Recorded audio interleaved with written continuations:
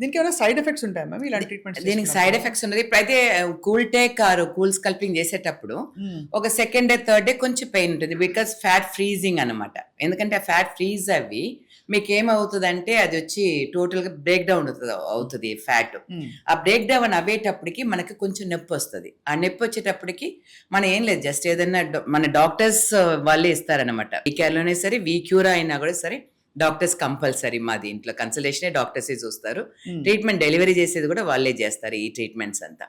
So అప్పుడు అది ఏమైపోతుంది అంటే మీకు బ్రేక్ డౌన్ అవుతుంది. దాని తర్వాత మీకు వచ్చి లింఫాటిక్ డ్రైనేజ్కి వెళ్తుంది. లింఫాటిక్ డ్రైనేజ్కి వెళ్ళి లివర్కి వస్తుంది.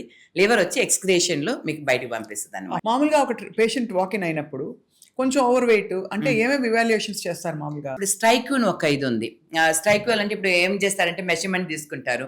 మళ్ళీ మా క్లయింట్స్కి ఎలా ఉంటుందంటే మెషర్మెంట్ తీస్తున్నారే, మళ్ళీ ఆఫ్టర్ ట్రీట్మెంట్ తీసేటప్పుడు ఏదైనా ఇలా పెట్టి తీస్తున్నారా, అలా పెట్టి తీస్తున్నారా, లేకపోతే ఇది జిమిక్సా, అలాంటి డౌట్స్ అన్ని ఉంటాయి. బట్ స్ట్రైక్యూ అనేది ఎలా అంటే యుఎస్ దీంట్లో నుంచి ఇంపోర్ట్ చేస్తున్నాం దాన్ని.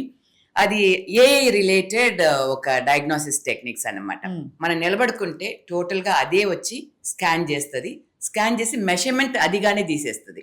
సో ఎంత మెషర్మెంట్స్ ఎక్కడెక్కడ ఉందని తీస్తుంది, ఎక్కడ విజరల్ ఫ్యాట్ ఎక్కువగా ఉందని తీస్తుంది, దాని తర్వాత సబ్క్యూటేనియస్ ఫ్యాట్ ఎక్కడ ఉందని తీస్తుంది.